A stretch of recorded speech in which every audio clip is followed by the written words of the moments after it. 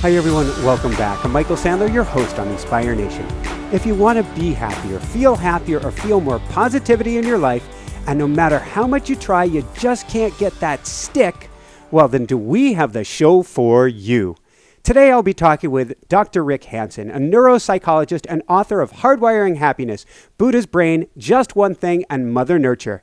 Today we'll be talking about hardwiring happiness, or creating the grooves in the record that help us get positive, stay positive, or return to a positive state of being, almost no matter what.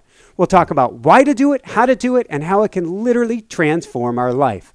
Plus, we'll talk about tapioca pudding, weeding dandelions, neural Darwinism, green brain, red brain, a joyful amygdala, and what paper tigers have to do with anything.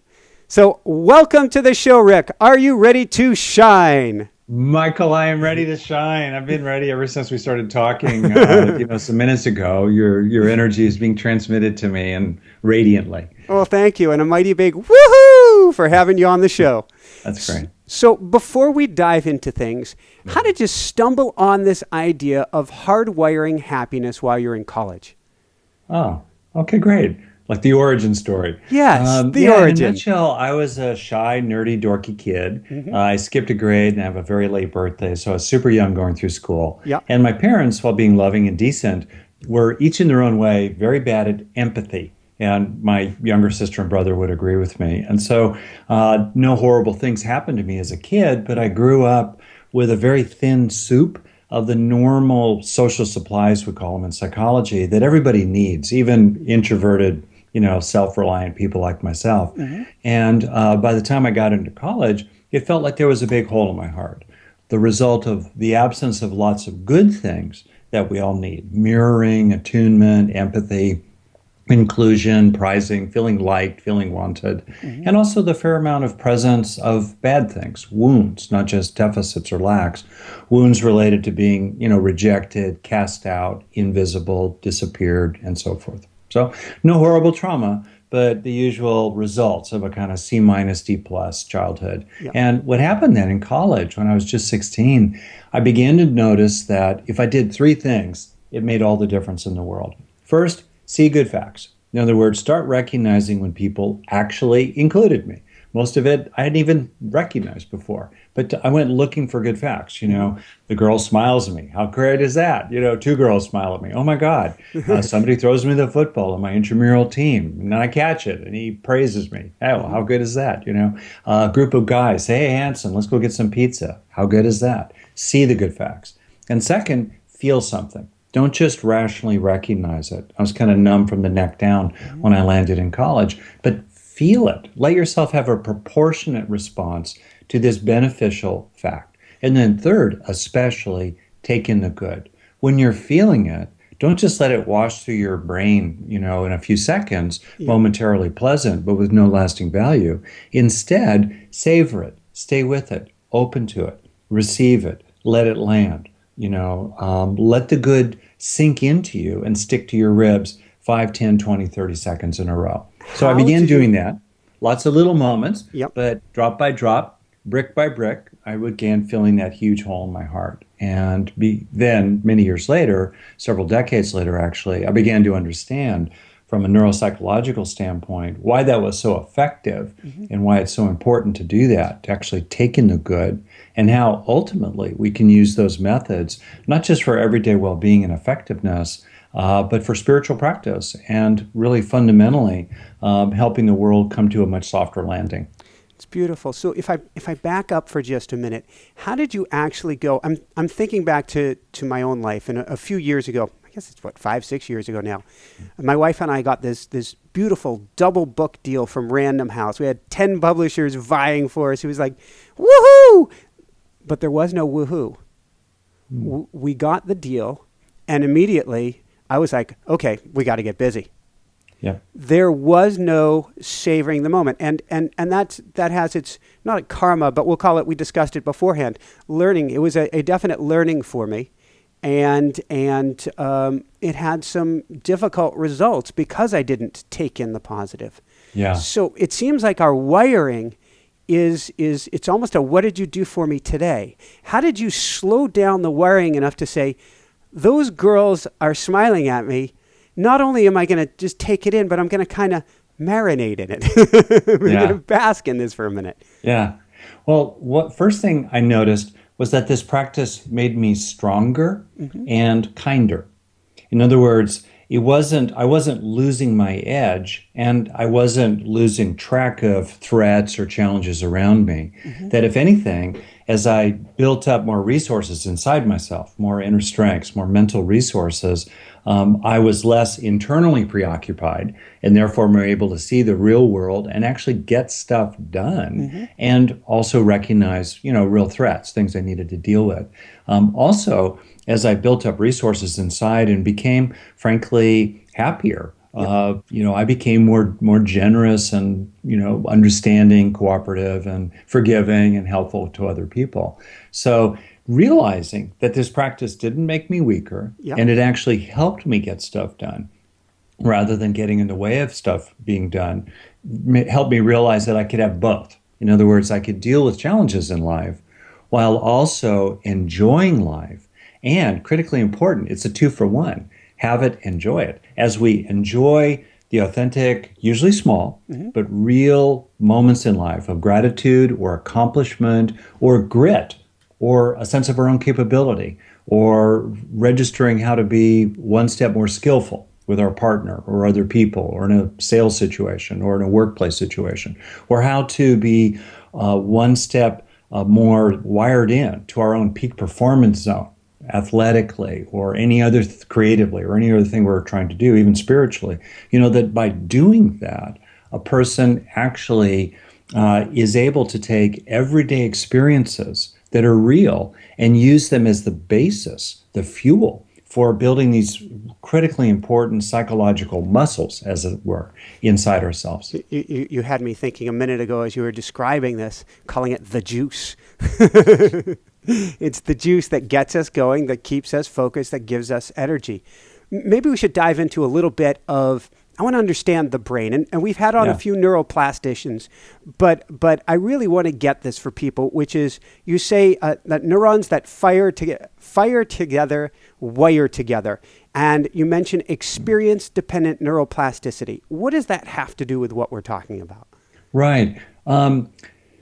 As we go through life, whether it's a baby learning to walk instead of crawl, or an adult, let's say, learning that they, in your case, say, can really push their body and to a limit, to an edge, and get a lot out of it. Or along the way, we learn how to free ourselves up from those childhood experiences that are still haunting, say, or we we develop a greater sense of confidence and self-worth. So we're more willing to swing for the fences and put our proposal out, to 10 publishers. All that involves some kind of fundamental change in the body. Otherwise, we're looking for magical explanations for the processes of learning, especially broadly defined learning, emotional learning, motivational learning, attitudinal learning, social learning, the gradual change of the inner atmosphere of the mind to become happier and more contented and more loving and more at peace. That's learning. Well, how does learning proceed? In the nervous system, which it's designed to learn, it's designed to be changed by the information flowing through it, including that fraction of all the information flowing through the nervous system that is conscious experience. I think squirrels are having experiences. I know my cat is having experiences. You're having experiences. Our listeners are having experiences. My cat's in the other room who as bizarrely as it seems, I gave my wife a kiss before coming in here for the interview. And my cat looked up to me and goes, meow, where's mine? Exactly. Okay, great. So our experiences, whether it's the experiences of a human or a cat, or maybe the zombie worms, maybe worms are zombies, I don't know, but they're having information moving through their nervous system. That flow of activity that is the basis for mental activity, the flow of neural activity that correlates with, co-arises with mental activity, leaves lasting traces behind. Thus the saying from the work of the Canadian psychologist Donald Hebb back in the 1940s.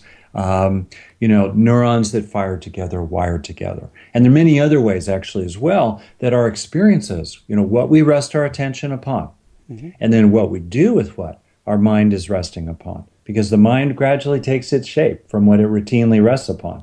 which is a cautionary tale because most of us are resting our mind routinely on regrets and worries and resentments and self-criticism rather than on gratitude, a sense of accomplishment, sense of inner strength, care and concern for others, and so on. Why does it seem like we are biased toward that negative? Yeah. Well, let me say one last little tiny thing. Sure. The degree of change in the brain is remarkable. I mean, you get neurons wiring together, you get existing connections getting stronger, you get changes in gene expression, epigenetics based on the unpacking or packing of DNA in the nuclei of little neurons, lasting changes.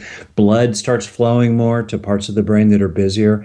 Literally, it is like building a muscle. And in proportion to the change, the physical changes in the hardware, you become more able to do various things. Bounce back faster, as you said, from adversity, sustain more confidence over time, and actually over time, make your brain ever more sensitive to the good, so you learn even faster from it, and you steepen your learning curve as you go through life. I'll finish on this point. If you think about it, I think there are three kinds of learning curves, in life.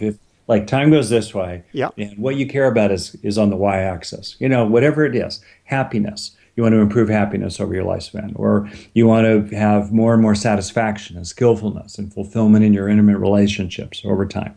Or maybe you want to get better and better and better at writing books or doing your career. Whatever it is, you want to get better at it. Okay, time goes this way. So just for people who are only listening, so we've got time on the horizontal, and we've got getting better on the vertical. Yeah, some kind of performance improvement, whatever you care about. Could be awakening, could be spiritual development, could be anything you care about. All right.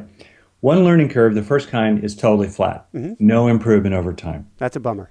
That's a bummer. The person goes to bed no wiser than when she woke up in the morning, or he, or transcending gender categories. That's the first type of learning curve. The second type of learning curve is a linear rise, like a straight line rising. Okay, this person is developing, improving over time. That's good. That's better than the alternative. There is some delta. There is some interest rate, some rate of return on their investment, as it were, their savings accounts as they go through life. All right? Got it. Then there's the third curve.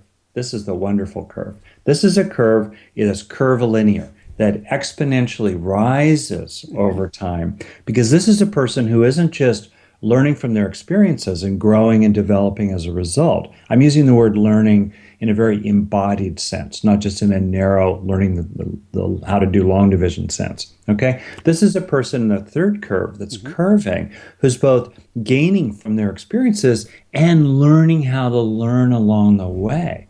They're getting better at getting better all along the way. And that's the magic curve. And that's the one that really interests me, applied to anything a person cares about.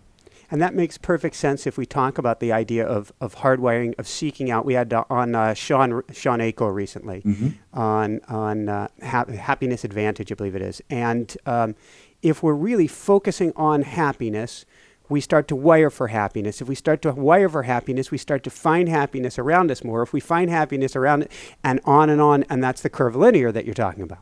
The curvilinear is learning how to learn, is getting good at turning momentary states, because that's what's happening. If you just bring it down to your experience.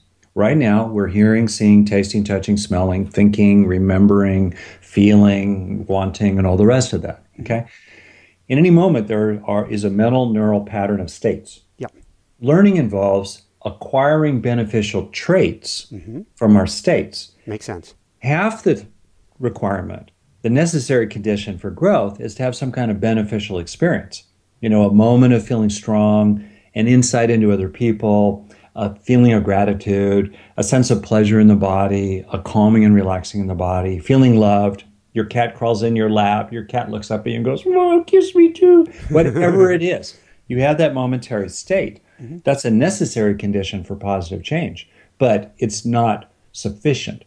To sufficiently lead to positive change, you have to turn that state into some kind of lasting change of neural structure or function. Otherwise, there's no learning.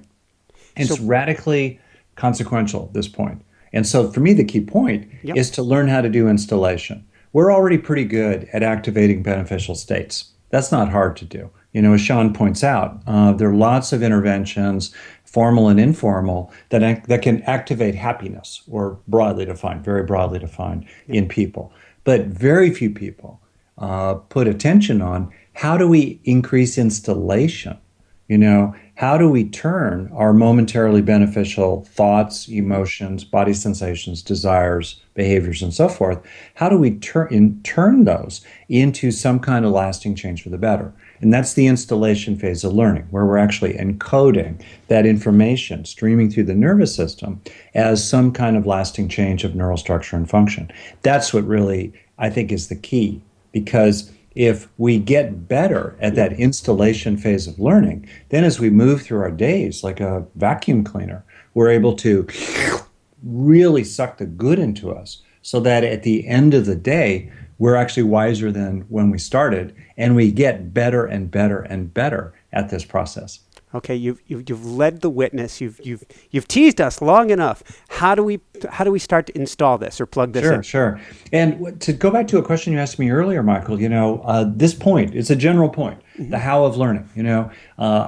Anybody who's in the change business, helping others, writing books to help others, teaching, being a therapist, being a coach, being a parent, being an educator, being a human resources trainer, or just for yourself, learning how to help your experiences sink in for lasting value is incredibly useful in general, but it's especially useful because we have a brain that's biased to overlearn from the bad and underlearn from the good, even though, as we've just talked about, learning from our good experiences, in other words, helping there to be a steeper conversion rate from state to trait so that the results actually sink into us.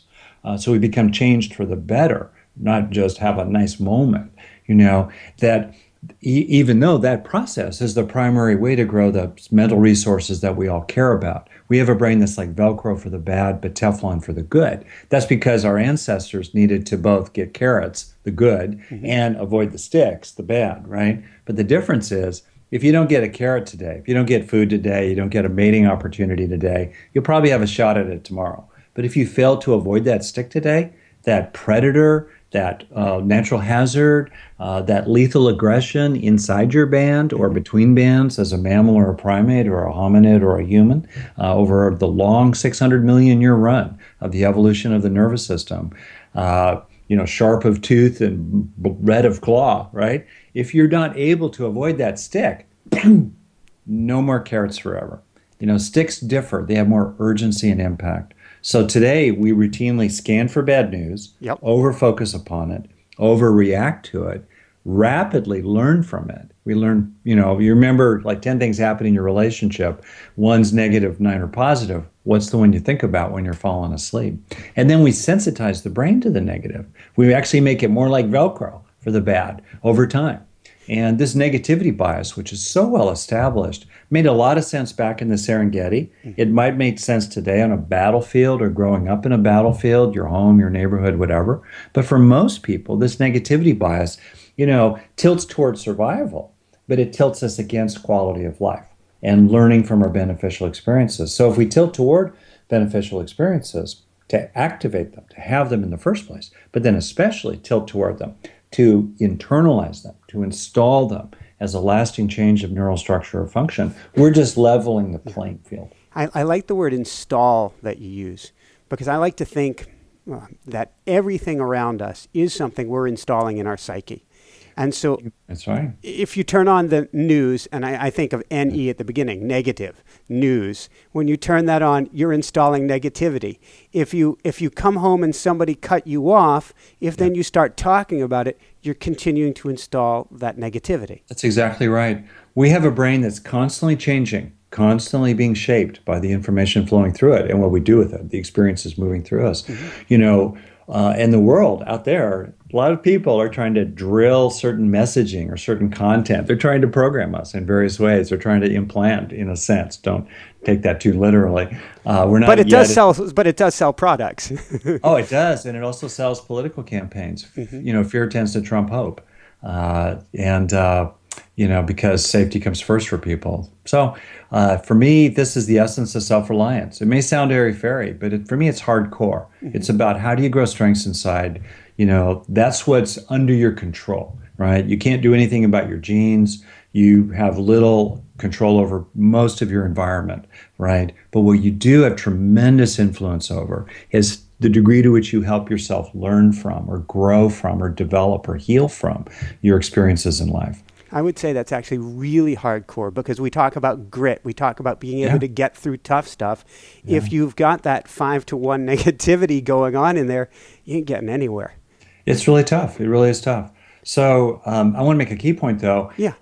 We can, we're certainly able as human animals to have painful experiences, to have worries or anger or frustration, disappointment, or loss, depression, hurt, woundedness, issues in our relationships. That stuff arises. I'm not talking about shutting it down. I don't believe in positive thinking. I believe in realistic thinking. I want to see the whole mosaic of reality, warts and all, with a brain that's designed to overfocus on the negative tiles in that mosaic of reality. The one red light, in the overall mosaic of yellow and green.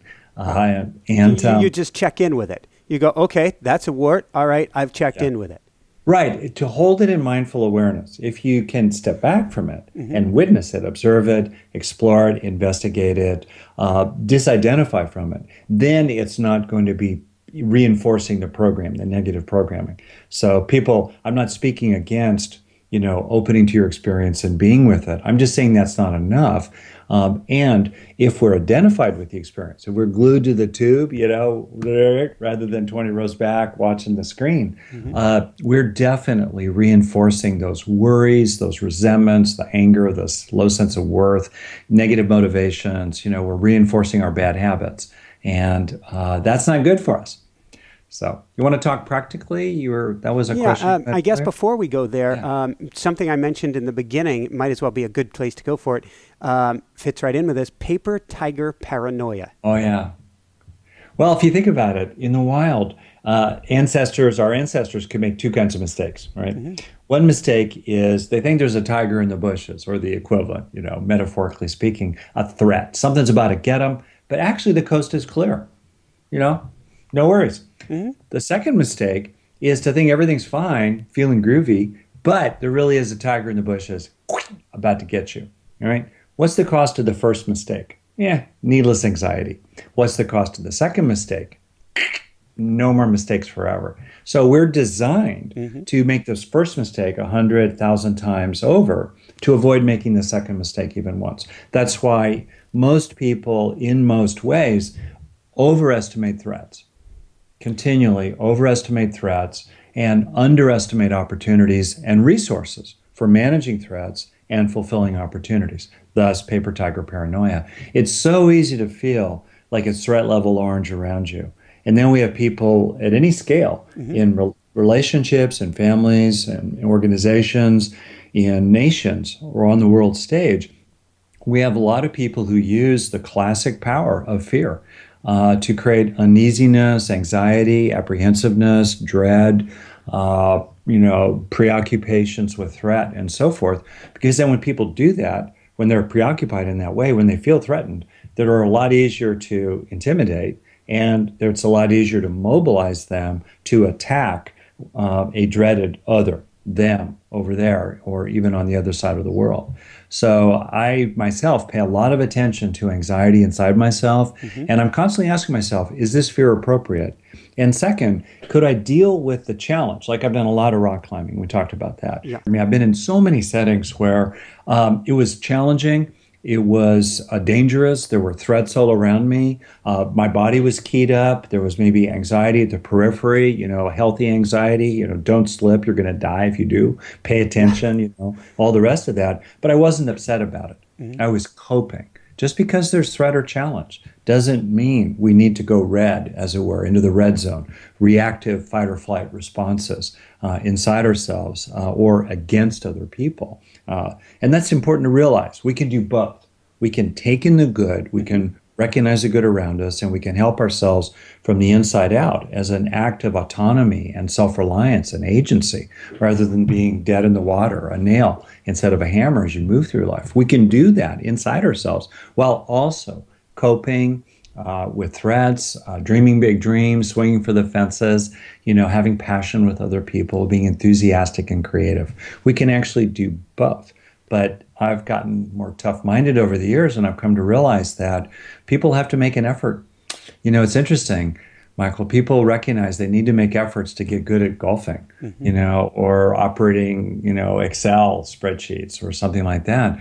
But to get better at managing their own thoughts and feelings, working with their own motivations, to become more skillful with their own reactions to other people, or to get better at getting better. To, in other words, learn how to take in the good ever more effectively and enjoyably as you go through your day. A lot of people don't realize that you need to make efforts there too.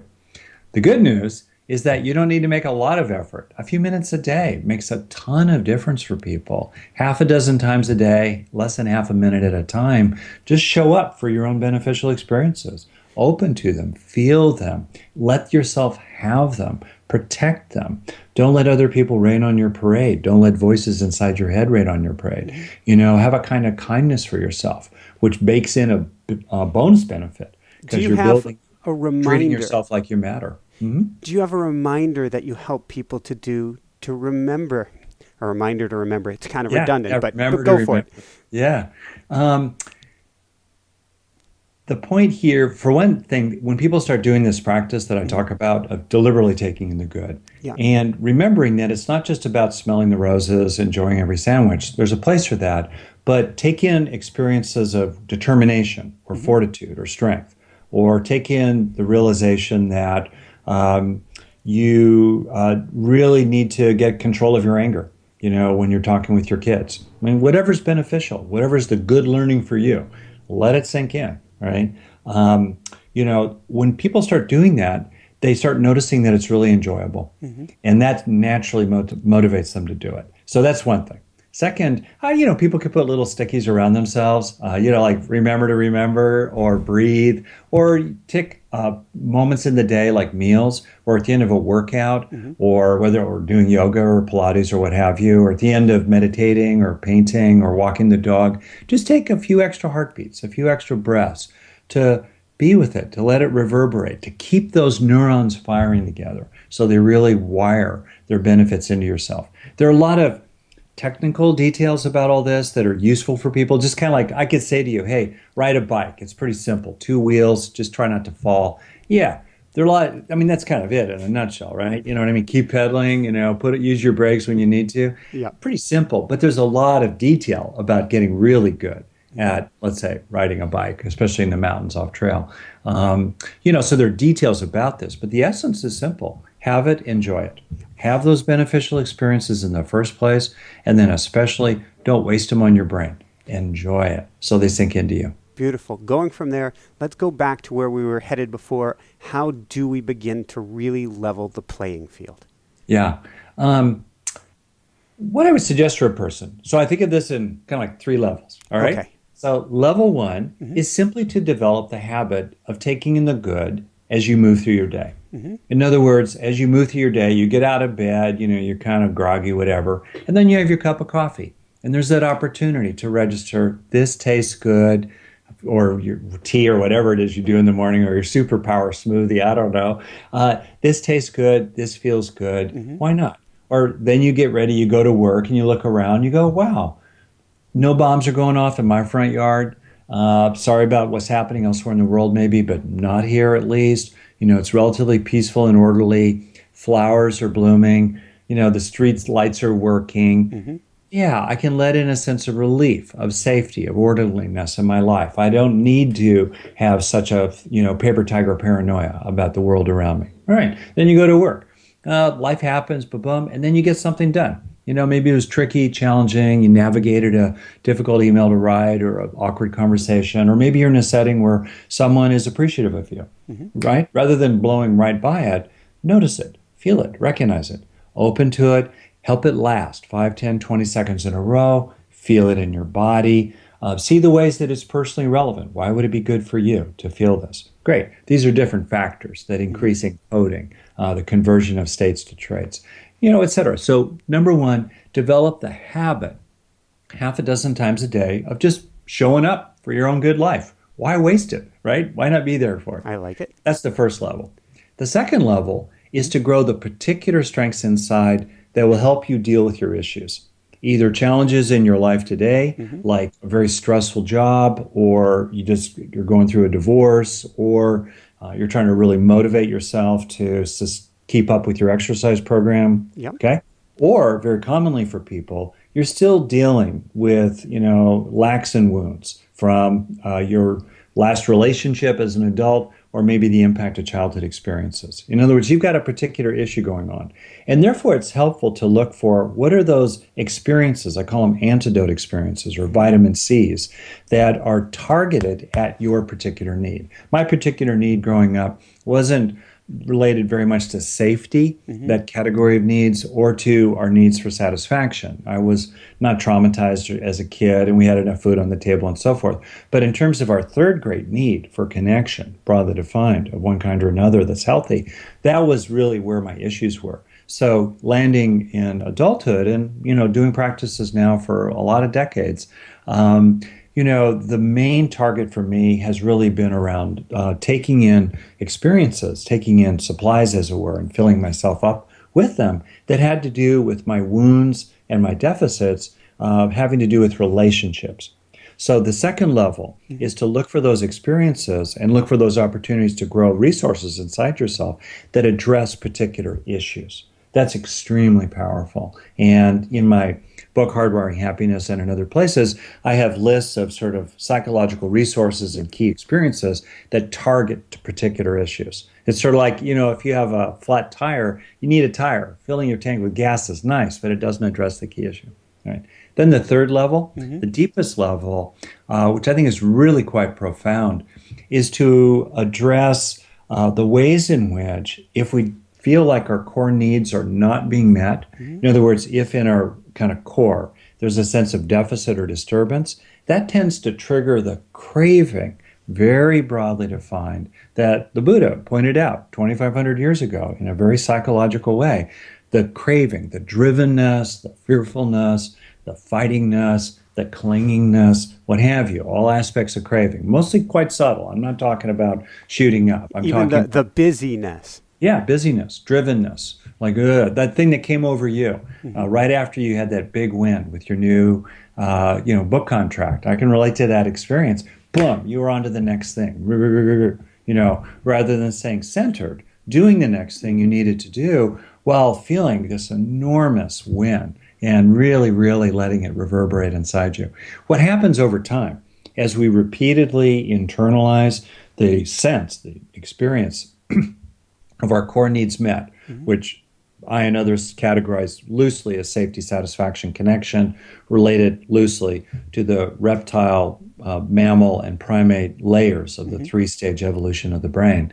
As we repeatedly internalize those experiences as we go through our day and track a falling away of craving, we're tracking the falling away of a sense of deficit inside, a not enoughness inside, a hollowness or emptiness inside that we need to fill. And we also track the falling away of any sense of disturbance, agitation, uneasiness, and instead replace it with a growing sense of stability, balance, walking evenly, as it were, over the uneven ground of life. We're still engaged with life, but we have a sense of fullness and stability and well-being in our core, even as we deal with challenges of various kinds. When we repeatedly do that again and again and again, I say 10,000 times, 10 seconds at a time, as we do that, more and more the underlying neuropsychological, biological basis for craving in the Buddha's second noble truth is gradually undone. There's less and less basis for it. You realize in this moment, there's no reason for fear. In this moment, there's no basis really for anger. Actual basis. In this moment, there's no need for frustration or disappointment. There's so much fullness already. I'm going to keep going toward my important goals, trying not to get attached to the results, but I can do it on the basis of feeling already full, already at ease, already contented, already fulfilled in this life. And the same with our relationships. We can deal with conflicts with others. We can chase that girl, chase that dream, chase that guy. We can do those things while feeling already fundamentally cared about, already of worth inside ourselves, and already stably centered in the knowing of our own good heart. And that third deepest level, I think, is fantastic. And it has also huge implications for the world altogether. Because if we get a tipping point of human brains, my loose number is 1 billion. If we get 1 billion brains, centered in the green zone of the responsive mode of the brain, its core setting, its resting state, our true home base. If we can get a critical mass of people rested in the green zone of their own brains most minutes of most days, I think that will help change the course of human history and guide our planet to a softer landing than the one that it's currently heading toward.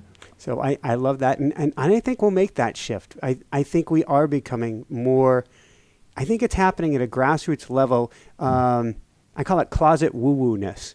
It's happening all around us because I don't believe the change comes from certainly having a good elected leader is a great thing, but the change there, our leaders are all representative of us. So the more we dive in and work on the wiring, what you're describing, the more our choices change. Yeah, it is really true that if a critical mass of people are not easily manipulated by fear, because they feel deeply internalized sense of calm strength in terms of our need for safety. They might be a little worried. They're recognizing threats, but we're not going to be manipulated by the drum beats of various kinds and playing on our tendency toward paper tiger paranoia. Also, if we have people who have an underlying sense of fullness already, enoughness already, contentment already, they're a lot harder to manipulate with consumerism and wastage and some of the many forces of greed that are driving things like dumping literally 200 million tons a day of carbon into the air. 100 million tons a day stay up there. Also, as people, I think, have more and more of a core sense, with this critical mass, 1 billion brains, of capacity to expand the circle of us, to have compassion for the other, for them, to see the good in them, even if you disagree with them or have got to stop them from flying airplanes into your buildings. But I love that, seeing the good in others. And also see the ways that them and we and us are all in it together. Then our vulnerability to us versus them tribalisms, which made sense back in the Serengeti, but are leading us to catastrophe today, is again a lot harder to manipulate. Beautiful. That's it. That's my spiel. I love it. As we used to say in the 70s and 60s, the personal is the political and the political is the personal. I'm all for changing the world outside, bringing water to places that don't have it, bringing democracy to places that don't have it, educating girls and so forth, et cetera, et cetera, et cetera. Do those things. But there are a lot of scared, angry, frustrated, discontented, jealous, envious, and aggressive people in Beverly Hills. It's not just about changing the external conditions. We have to change the heart as well. And I'm really interested in helping people repeatedly take in the sense of fullness and balance so that they're a lot harder to manipulate in the ways I've described. Beautiful. So can you share with us how do we HEAL ourselves? That's great. The how of personal change, learning how to hack your brain, basically, is really simple. And what's shocking is how I did not invent any of this stuff, Michael. I've just tried to pull together existing research or plausible implications in a kind of simple, comprehensive framework. But I did not invent this. We all know how to do it. So kind of quickly here, we change, we grow in life through a two-stage process that moves from information held in short-term buffers transferred to long-term storage. All right, the experience has to transfer. It has to sink into us. Otherwise, there's no lasting value. Meanwhile, our negative experiences are being fast-tracked in, right? Once burned, twice shy. So first, have the beneficial experience, in the first place. Activate the state, and then install it as a trait. So it's a two-stage process. And then I break up that two-stage process in this way. The H in heal, HEAL, is have a beneficial experience. Usually because you notice you're already having it. It's really nice to hang out with you. I'm feeling that, I can rub Tues thoughts together and maybe the spark will light. That's a nice feeling. I feel a sense of connection with you, a sense of camaraderie, of mutual tribalism here. Those are already happening for me. I'm just noticing them. Or I could deliberately create a beneficial experience right now. I could deliberately call up some compassion for a person, or I could deliberately call up a greater sense of confidence or determination, maybe remembering what it felt like in my body to pull over an overhang while rock climbing. I could create it. It's important to be able to create beneficial states of mind. That's really fundamental to coping and just everyday effectiveness, let alone healing yourself or spiritual practice. Okay, so now the song is playing. Yep. In the inner jukebox, right? The inner iPod. The brain is old school. You can't just plug the wire into the back of the head and suddenly, like Neo in the Matrix, you can fly a helicopter. No, or no. Darn it! Darn it! No, we're not there. Brain's old school. It's like a cassette recorder or a DVR. You record the song by playing it. So first we have the experience, and then we have to install it. Otherwise, no lasting value by definition. So installation is two aspects. The first is E for enriching. Okay. There are multiple ways to enrich the experience. The easiest is just keep it going. Keep that song playing. Keep those neurons firing together so they have more time to wire together as well. What's an example of keep it? So we're having an experience. We're having a positive exchange here. If the exchange ends, I guess part of it to enrich it would be keep the exchange going. But if the exchange ends, how do I keep in the enrichment mode? You just help mindfully your attention stay with whatever was beneficial rather than skittering on to the next thing. Gotcha. We fundamentally have control over our attention. What happens when people do these practices is they become more mindful, which is another baked-in bonus benefit, which is great. And also through being mindful, you start watching your attention move away, weirdly, from the positive experience you're having. Like, for example, you could feel my respect for you. It's genuine, it's authentic, it's not $1 million moment, but it's real, okay? And you could stay with, wow, Rick's been around the block, he's a little older than me, and he has respect for me. You could stay with that. You could let yourself feel that. A breath worth of taking that in, right? Right now, live.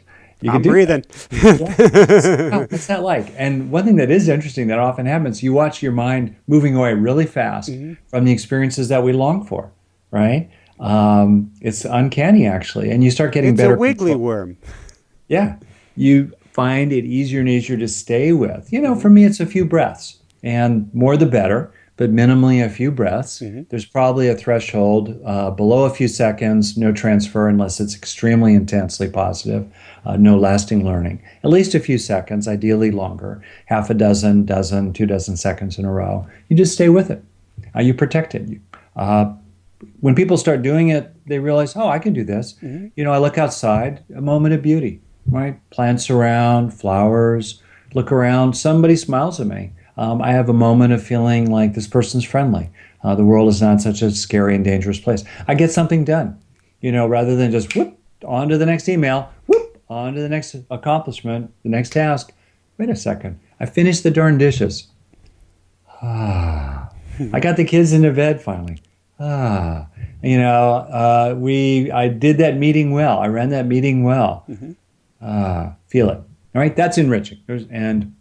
There are other factors of enriching. People can learn more about this if they want. One powerful factor of enriching is to feel it in your body, to open to it. Turn that good idea into a good experience. The more we feel it in the body, the more that we're going to get that, learning from it, that change from it. And then A for absorb, in which you have a sense of the experience really sinking into you. You kind of open to it. Technically, you're also sensitizing your memory-making machinery in your brain through helping yourself in absorbing, really give over to the experience and kind of prime and sensitize the memory-making machinery. It feels like the experience is sinking in, like water into a sponge or a warmth spreading out inside you, or you just kind of feel like you're budging a little bit. You're letting yourself change a little bit for the better, which is necessary to be willing to grow as you go through your day. And then that's the key. In effect, if it were like a fire, have fire. Either notice it's already burning or light the fire. Have the beneficial experience. 2, protect the fire, enriching. In other words, keep the fire burning. Don't move on to the next thing so fast. Add fuel to it. Try to help it get more and more intense. Like, wow. All right. And then 3, A for absorb. Let the heat of the fire really come into you. That's the essence, the fundamental essence. That's the how of self-help. If you want to help yourself as you go through your day in terms of positive development, don't just have your beneficial experiences. That's easy.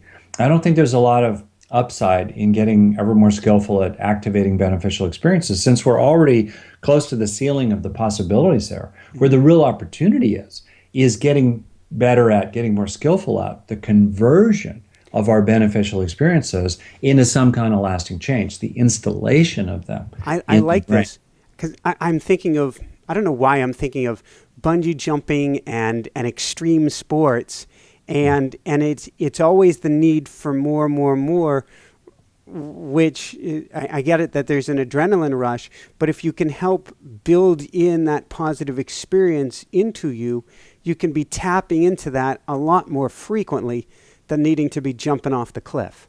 That's totally true. And it also goes to the point that on the 0 to 10 intensity scale, I'm all for the 9s and 10s of life. Wow. You were just talking about overhangs, so that's not a 0 on the list for sure. Yeah, or so forth. But most of our beneficial experiences, are 1s and 2s or 0.7s.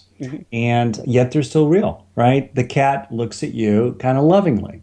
That's maybe a 1 or a 2, maybe it's more, but that's an opportunity. You're snuggled with your partner. That's an opportunity. You get something done. That's an opportunity. You recognize your own good heart. One of the major sources of good experiences that many people overlook is recognizing good facts about themselves and feeling an appropriate amount of self-worth or relief or calm or fulfillment, recognizing good qualities inside themselves. Anyway, then the L in the acronym is the optional step, but it's optional because it's not necessary for learning, and it's sometimes a little tricky, but basically you are linking, L for linking, positive to negative together. So you've got both of them aware in your mind at once. For example, maybe hypothetically, person grew up feeling kind of skinny and nerdy and dorky and, reading your website, say, bullied in school, running to school rather than being on the bus, things like that. Okay, so there's some background, perhaps, in a person, I certainly relate to this, of feeling not so cared about by other people, not wanted, attacked, not protected, some material there. On the other hand, if in the moment, this is a vitamin C moment, this is an antidote experience moment, very powerful. In the moment, you're having an alternative antidote experience to that old issue, that lack or wound, right? Often both together, such as feeling cared about today or respected today. So if I stop you for a brief sec, let's say it's me, just hypothetically speaking, that we read on the list that I may need to run to school as a kid, because if not, I was going to get, pummeled into sand if I went on the bus. So if I think back on that, that's a negative experience. How do I then link to it? What's that look like? So maybe you completely overcame that negative experience, not an issue. Most people still have issues of one kind or another. I've been practicing a long time. Stuff still comes up for me, residues of previous life experiences. Because we have a brain that's designed to learn, period, especially from negative experiences, especially from negative experiences in childhood. That's the design feat of the brain. People say, why am I not over it? But you're designed to not get over crap that happens to you when you're a kid. We're really designed to overlearn from those experiences. So let's say that a person knows that this is still an issue. Maybe it makes them nervous around male authority figures, and they feel inhibited. They feel shy. They're afraid to speak up in a meeting. There's a kind of sleepiness that goes over them. They just feel smaller, or maybe they act strong and assertive, but inside it still feels awkward. It's not happy for them. They don't feel good there. Or maybe it's a person who feels very nervous in groups. They're cool one-to-one because then they feel safer. They're not going to be attacked. But they were ganged up on or rejected or cast out in group settings. So they notice that group settings are hard for them, and that becomes an issue in their work or their life or something like that. Okay, so the person has some self-awareness of this issue. Then basically 2 ways to do it. One is you start with a positive experience. That's the main way it happens. You know your antidote. You know that it's really beneficial for me, let's say, to have experiences of being included in groups where people like me and treat me well. And or it's really important for me to have experiences where I sense I have allies, people who are sticking up for me or would stick up for me, who are on my side. We're together here. Great. I know those are high value, high intensity experiences for me. Those are the vitamins I really need. I have scurvy. I need vitamin C. Where can I find vitamin C? So you've had that vitamin C experience in the flow of ordinary life, or maybe you do little things to increase the odds of having that beneficial experience. You take action out in the world. Maybe you join a group of, people that you know rationally are going to be supportive, in part to give you lots of opportunities to have experiences that will heal that old issue.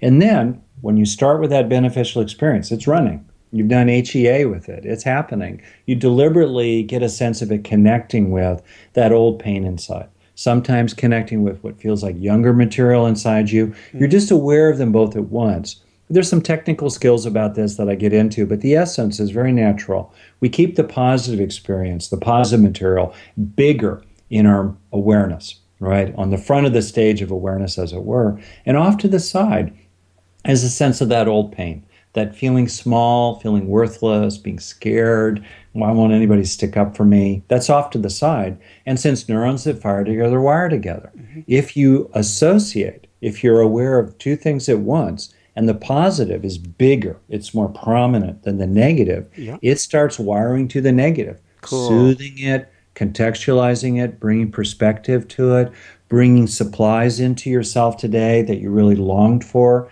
that you should have received when you were younger or in your last job, as a middle-aged person, let's say, you didn't receive, whatever it might be. And 10, 20, 30 seconds go by, you're doing this. Nobody needs to know you're doing it. You could be super cool on the outside, but internally, you're taking this little moment for the positive to touch and soothe and ease and eventually replace the negative. It's like using flowers to crowd out weeds and eventually replace them in the garden of your mind.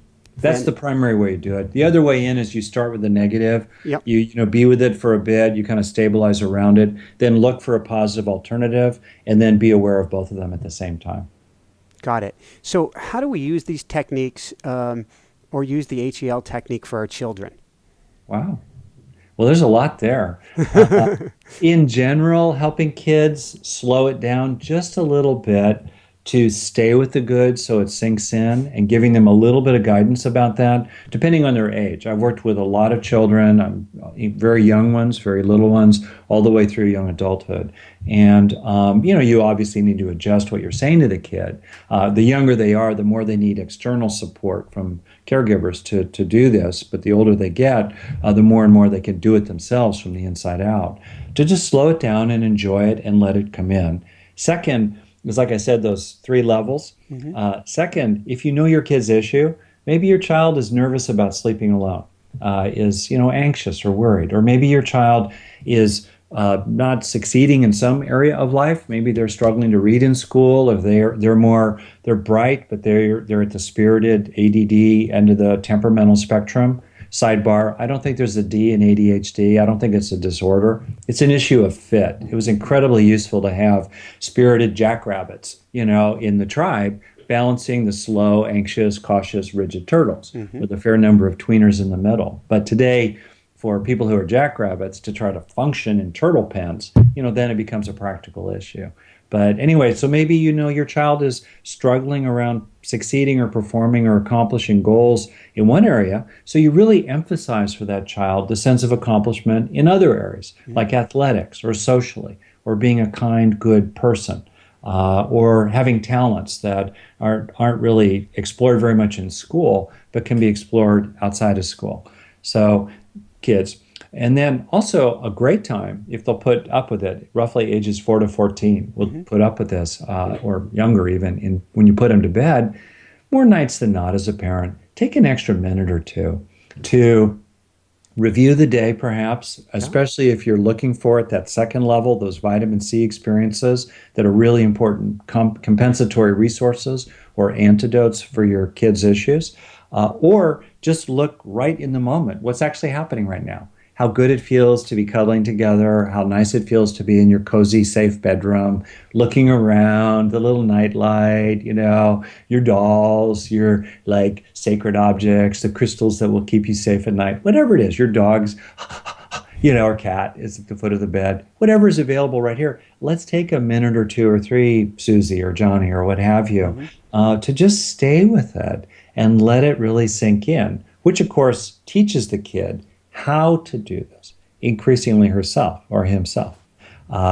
So yeah, I would say that about kids. And there are lots of other natural opportunities if someone's an educator, moments in the classroom. I've had a lot of educators and parents apply this material, which is a real interest of mine, to children. Very cool. So just got a couple quick wrap-up questions, and then we can do an exercise at the end. One we like to ask all of our guests at the end, which is, what personally brings you the greatest happiness, or what I call the woohoo factor?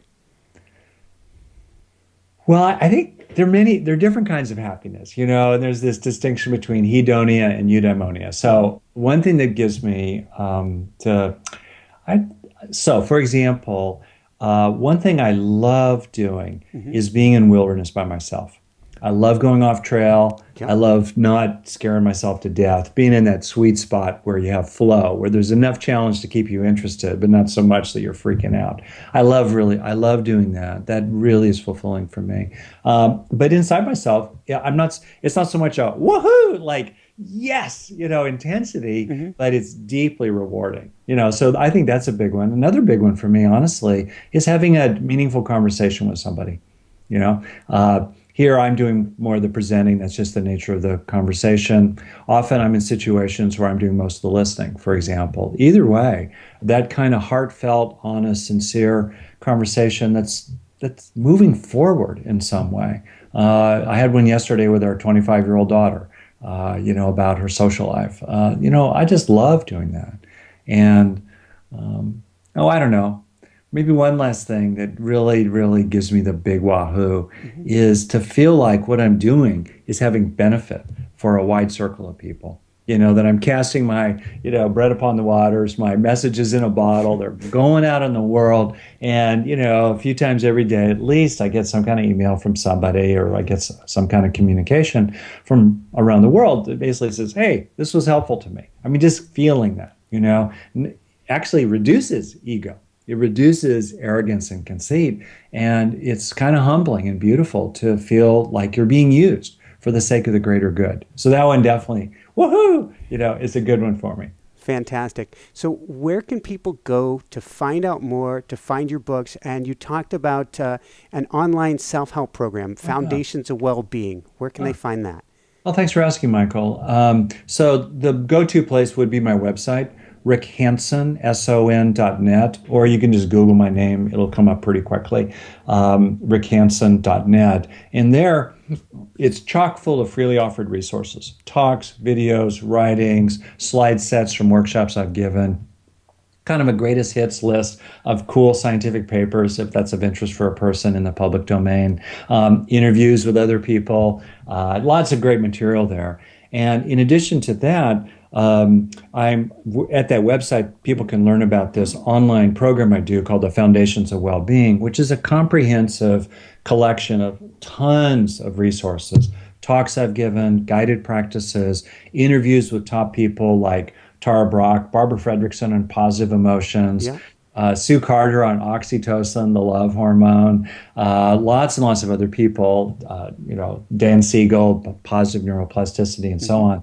There. Anyway, you can check it out, and I'm happy for people to buy the program. It's not expensive considering what you get from it. But also, we want people to do it who don't have financial means. We've given out pushing 1,000 scholarships already. We love people here at home or around the world who might have some difficulty with paying for a program like that, being able to do it for free. We love that. And anyway, you can find out more about the Foundations of Well-Being on my website and everything else I offer at rickhansonson.net.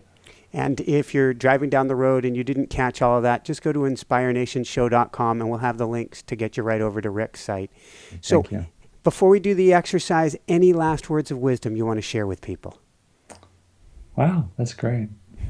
You know, the one thing I would just try to share is you can do it. In other words, you're having a day, right? Hopefully, you're having your day. You can move through your day with a deliberate attentiveness to the good facts around you and inside you, and then helping that recognition of good facts actually move your needle a little bit, at least feel something as a result. You know, to shift your perspective, your point of view, feel something in your body, let your emotions change a little bit, shift your desires, your values, your intentions, you know, your dreams. You know, let yourself feel it a little bit, second. And then third, stay with it. Enjoy it for a few breaths, a little bit longer than you normally would, to feel like it's really coming into yourself, giving yourself over to it, really receiving the benefit of the moment. You can do that. No one can stop you from doing that. The more your life sucks, frankly, the more you need to do that, because this is the pathway for growing psychological resources, mental resources, inner strengths of various kinds inside ourselves, including the inner strengths of positive emotions and happiness altogether. You really can do this. Nobody is stopping you from doing it. On the other hand, if you don't do it, your learning curve through life is going to be pretty flat. And being a therapist and a teacher for a long, long time now has, I think, made me a kinder, more compassionate person, but it's also made me tougher minded. People have to do the work. But if you do the work, less than 5 minutes a day, half a dozen times a day, less than half a minute at a time. If you do the work, which is enjoyable work, I guarantee it, I promise you, you will feel the changes from the inside out, probably that very first day, certainly within a few days, definitely within a few weeks. And knowing that you're not dead in the water, no matter what has happened to you in the past or how tough your life is, knowing that is transformational. And that would be my final offering to people, to know that and know that you can do it and that you need to do it. No one else can do it for you. Woohoo! Well, thank you so much. So, did you have something that we had talked offline beforehand, an exercise that you could share with people? Oh, in other words, do a little practice right here? Yeah. That's what you were saying. Yeah, I'd be very happy to do that. Let's call it 5 minutes or less, Okay, right? It perfect. won't be terribly long for people. I just glanced at the clock there. And even though I'm going to do this in a sort of guided, structured way, including some moments of silence, most of the time, to stress the point, that we take in the good is on the fly. 10 seconds here, 20 seconds there in the flow of our everyday life. That said, there's a lot of power, whether we're doing it for our children as we put them to bed for a minute or two or three, or whether a person does it themselves in their meditation or prayer or whatever practices they do. You can actually do it more formally and take a little more time with it, including what I'm about to do right now. Okay, so think of this as a little bit of a guided meditation. Here we go. Coming into a sense of being here and now in your body, eyes open or closed. Keep your eyes open if you're driving. Staying present. And drawing on, if it's helpful for you, it is for most people, drawing on the feeling of breathing to help you stay in the present. Aware continuously of the sensation of an inhalation and then an exhalation, not trying to control the breath, just receiving it, letting it come to you naturally. Staying with the body. And seeing what it's like as an experiment, an exploration, to be rather than do. To see what it's like to sustain a sense of hanging out in the present continuously for the next minute or so.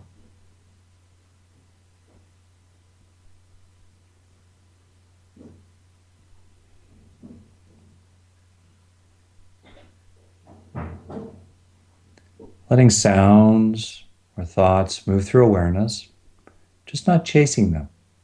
not fighting anything, not chasing anything, just abiding, breathing, relaxing, present.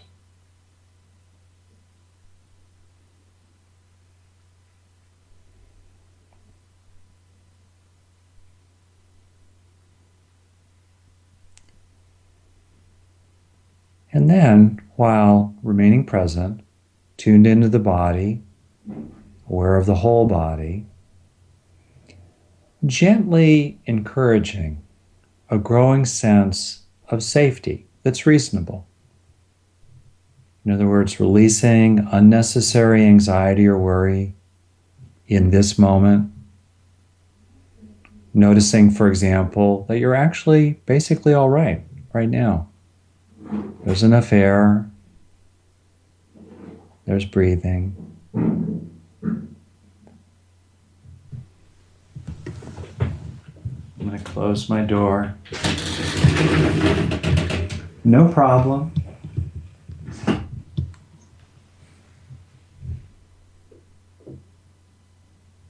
Gently seeing what it's like, staying in the present, to feel as safe as you reasonably can feel, which for most people is completely safe in this moment. And with that sense of safety is typically a growing sense of calm strength, becoming more and more peaceful.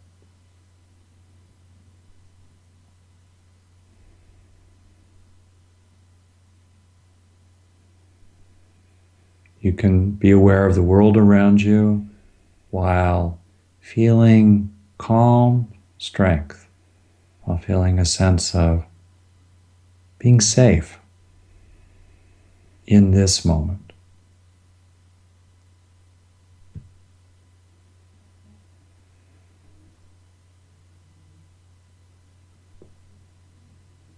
Being aware of what it's like, what's happening in your mind as needless tension, or bracing or guarding, needless worry, anxiety, leaving your body, leaving your mind. How is this?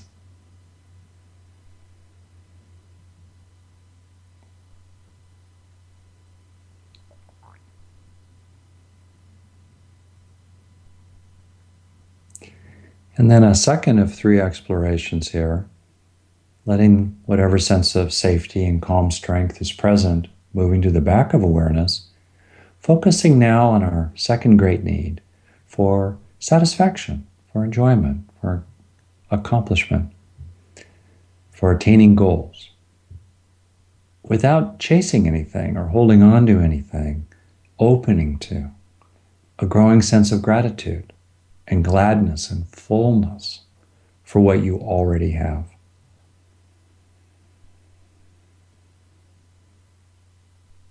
Being aware of some things you feel grateful for or glad about.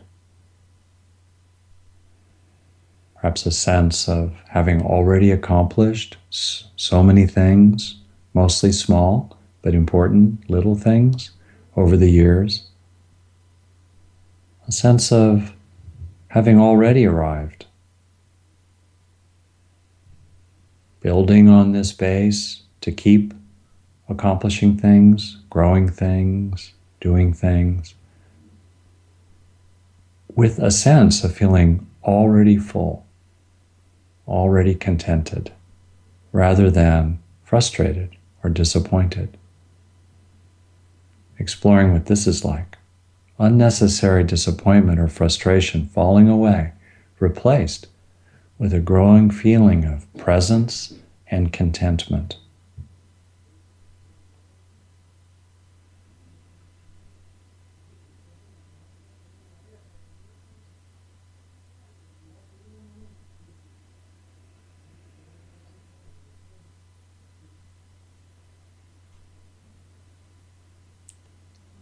And then the third exploration, the last one, letting a sense of contentment or pleasure, well-being, happiness move to the back of awareness, and focusing now on our third great need for connection. Gently encouraging or inviting into the mind a growing sense of warm-heartedness. You know, what it's like to feel cared about by others, what it's like to feel caring yourself. Other things could be present, like sounds or sights, and still in your core, this ongoing nice sense of lovingness, received and given. Thinking of people who care about you, or cats or dogs, bringing to mind beings you care about yourself, resting in a sense of love, broadly defined, flowing in and flowing out as you remain present.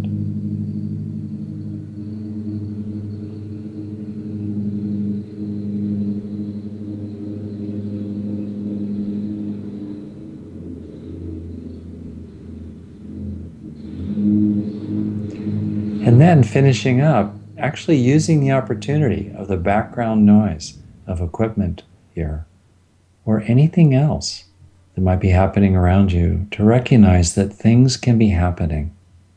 Perhaps things even that are a little unpleasant in one way or another, while remaining centered, you remaining centered, present in this moment, with a fundamental sense of peace and contentment and love in the core of your being.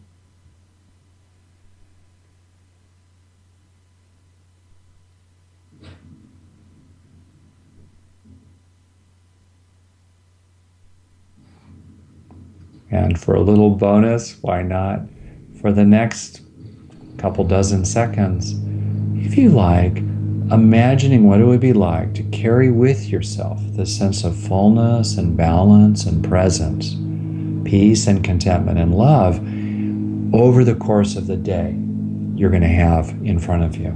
Imagining yourself in a felt way, being this way in your core as you go through the rest of your day. Taking a moment to do that right now.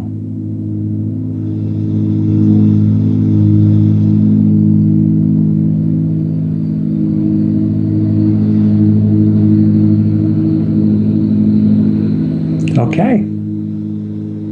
Keep on going and use those natural opportunities around you, like the sound of power equipment nearby. Thank you so much. This has been beautiful. For everyone out there, this is Michael Sandler saying, be well, have fun, hardwire happiness, and never has a mower sounded so good. And shine bright. Woohoo! Woohoo, Michael! Hi everyone, Rick. Thanks so much for watching. If you enjoyed it, be sure to like below. Also leave your comments, have some real fun with it. Subscribe to our channel where you're going to get more great videos, more interviews coming up.